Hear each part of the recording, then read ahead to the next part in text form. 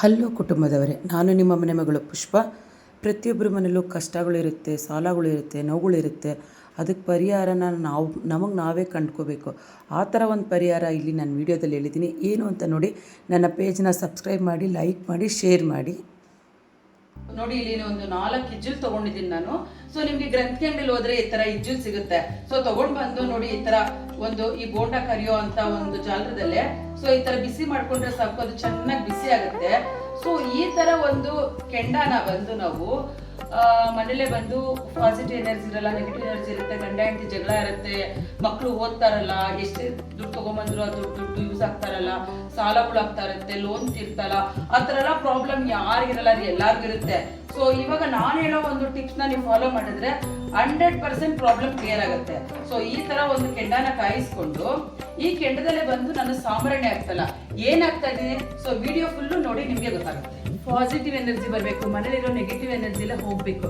Negative energy ಇರೋದಕ್ಕೆ so ನಾವು ಮನೇಲಿ ಹೆಣ್ಮಕ್ಳು ನಾವು ಪೂಜೆ ಒಂದು ಪುನಸ್ಕಾರ ಹೇಗೆ ಮಾಡ್ತೀವಿ, ನಿಜವಾಗ್ಲೂ ದೇವ್ರು ಅದನ್ನ ಕೈ ಇಡ್ತಾರೆ, ಕಾಪಾಡ್ತಾರೆ. ಸೊ ನಾನು ಅವೆಲ್ಲ ಇಜ್ಜುಲ್ಲೇ ಕೆಂಡ ಮಾಡಕ್ ತೋರಿಸ್ಕೊಂಡೆ. ಸೊ ಈ ತರ ಕೆಂಡ ಮಾಡಿ ನಾನು ಈ ತರ ಒಂದು ಬೌಲಲ್ಲಿ ಹಾಕೊಂಡಿದ್ದೀನಿ. ಸೊ ಇದು ಬಂದು ದುಷ್ಟನಾಶಿನಿ ಸೊಪ್ಪು ಅಂತ. ಇದು ಬಂದು ನಿಮ್ಗೆ ಗ್ರಂಥಿ ಅಂಗಡಿಲೆಲ್ಲ ದೊರೆಯುತ್ತದೆ. ಸೊ ಇದ್ರ ಲಿಂಕ್ ಬೇಕಾದ್ರೆ ನಾನು ನಿಮ್ಗೆ ಯೂಟ್ಯೂಬ್ ಲಿಂಕ್ ಅಲ್ಲಿ ಹಾಕಿರ್ತೀನಿ.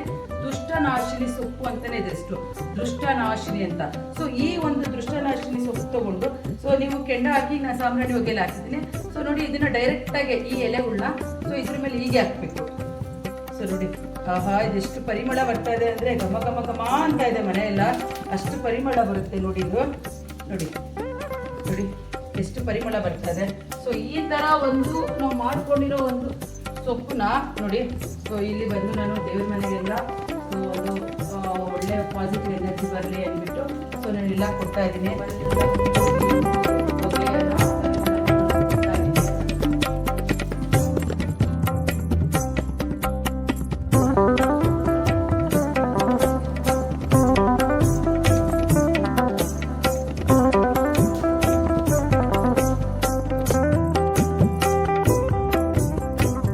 ನೋಡಿದ್ರಲ್ಲ, ನಾವು ಮನೇಲೆ ಹೆಣ್ಮಕ್ಳು ಯಾವ ತರ ಒಂದು ಪೂಜೆ ಮಾಡ್ಬೋದು, ಯಾವ ತರ ಪೂಜೆ ಮಾಡಿದ್ರೆ ನಮಗೆ ಒಂದು ಪಾಸಿಟಿವ್ ಎನರ್ಜಿ ಬರುತ್ತೆ.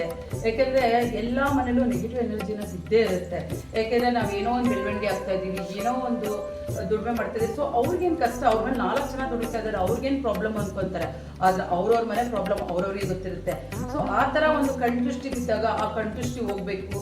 ಸೊ ನಮ್ಗೆ ನಾವು ಮಾಡೋ ಒಂದು ಕೆಲಸ ಕಾರ್ಯದಲ್ಲಿ ಯಶಸ್ಸು ಸಿಗ್ಬೇಕು ಅಂದ್ರೆ ಸೊ ಈ ತರ ಒಂದು ದುಷ್ಟನಾಶಿನಿ ಸೊಪ್ಪಿಂದ ಮಂಗಳವಾರ ಶುಕ್ರವಾರ ಸಂಜೆ ಸೊ ಸಾಯಂಕಾಲ ಬಂದು ಈ ತರ ಒಂದು ಕೆಂಡ ಮಾಡಿ ಬೆಳಿಗ್ಗೆ ಮತ್ತೆ ಸಾಯಂಕಾಲ 2 ಟೈಮು.